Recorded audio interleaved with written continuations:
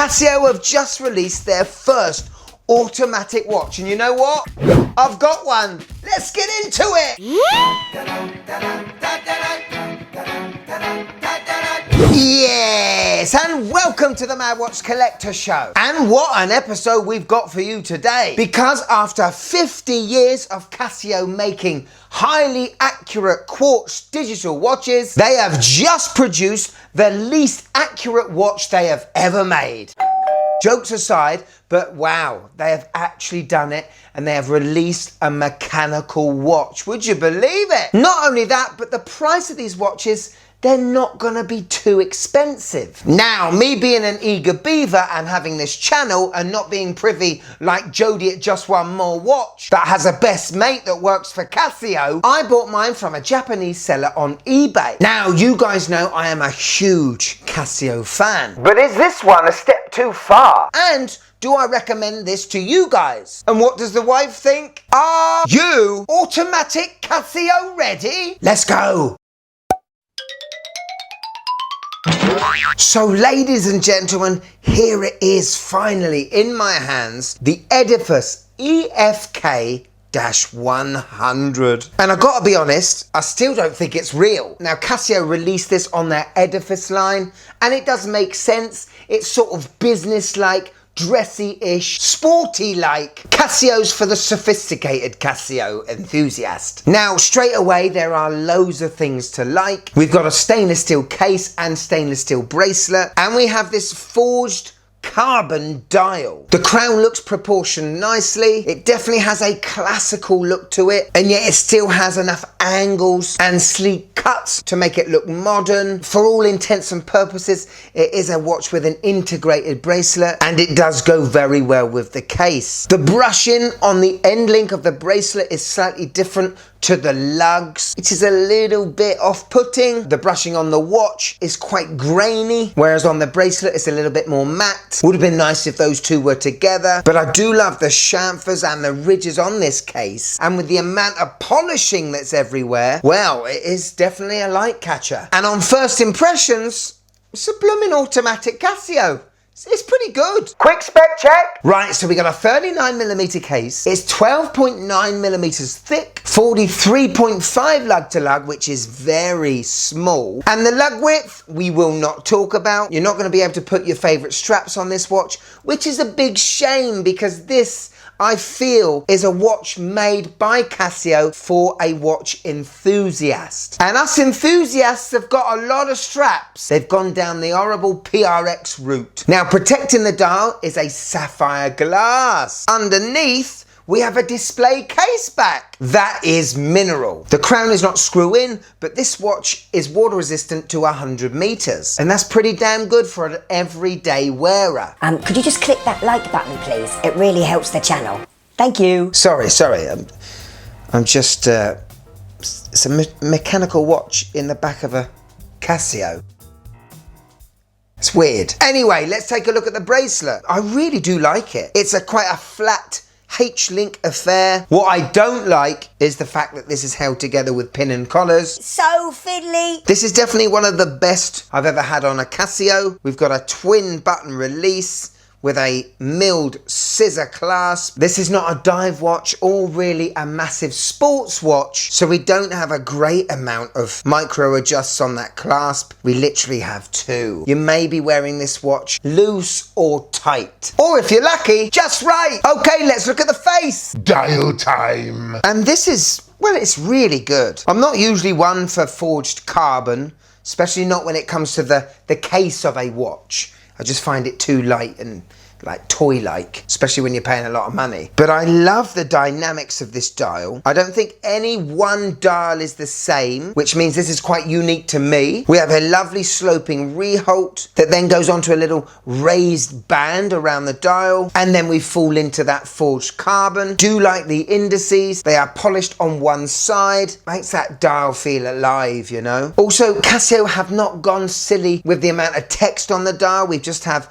Edifice and Casio, in small writing automatic. That's a really significant thing with this watch. I like that it's on its own. We have a date window at 6 that I don't mind too much because it is at 6 o'clock. We still have good symmetry. Probably would have liked the date wheel to be black and the numbers to be white just to blend it in more with that dial. I do like the hands. They mean business in a sporty way as well as a business way with a bit of lume on the tips. All in all, a lovely looking dial that, because of that forged carbon, has a lot going on with it. Possibly the hands get lost a bit and it's not the most legible dial in the world, but I like it. So, believe it or not, powering this beauty is a Seiko NH35. Good old NH35. I think it was about 2 years ago I said to myself, I don't think I'm ever going to buy a watch with an NH35 in it ever again. And here we are, 2025. It was an entry-level movement in 2020. All micro brands were using it at the time. They stepped up a notch to use the Miyota 9000 series because we have a higher beat rate. Plus with the Miyota movements, they are significantly thinner than the NH35, which is why we've got 12.5 millimeters instead of possibly 10.5. Now, is this a power play between Seiko and Casio against Miyota and Citizen? And what does this mean about the NH35 in general? Does it mean that this movement is going to be harder to source for micro brands? Whatever it is, Seiko have got a great deal out of it, haven't they? Because these watches are going to sell out. We now have a Casio that doesn't need a battery. I'm still trying to get my head around it. Giving it the old Casio shuffle, and this watch is working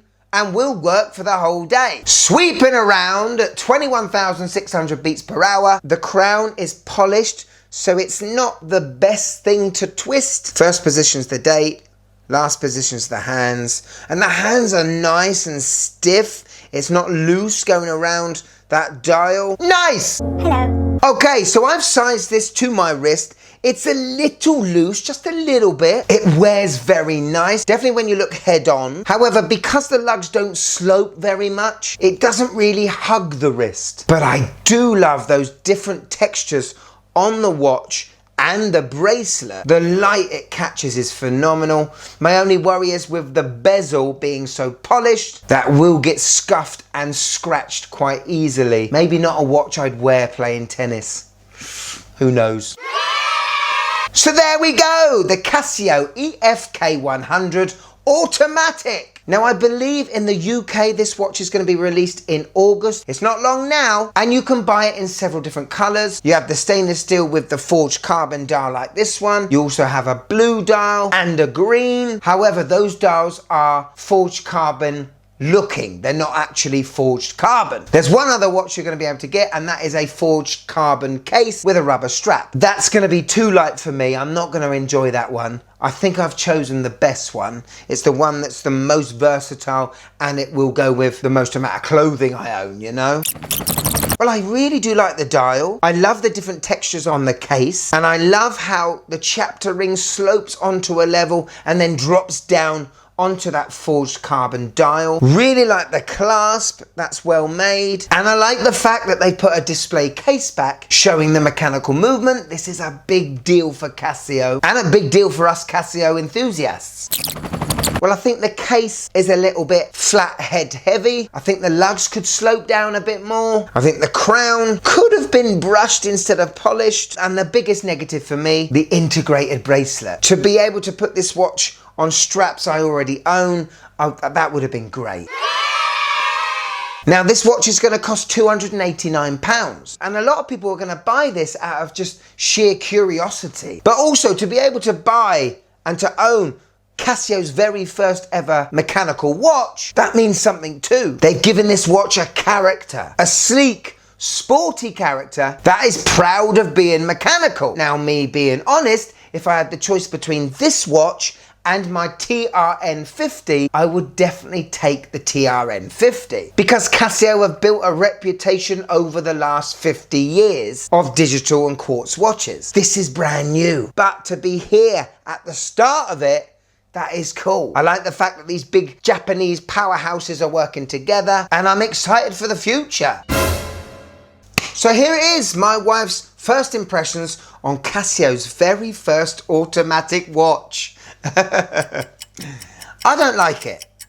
It's way too blingy, the dial looks rough and ready and rocky, but the markers look too shiny. It doesn't go well together. Don't worry. She doesn't know, okay? I like you. Thank you so much for watching till the end of the show. If you want to show some more support, we've got a Patreon page in the description below. Behind the scenes content, blooper reels, see the shows before anyone else, and get your name credited at the end of every show, like these awesome lot. But if I've got you for a few more minutes, I'd love for you to check this one out. You will love it. Go on, click it. You'll love it. This one, it's one of my favourites. Go on, click it. Click it.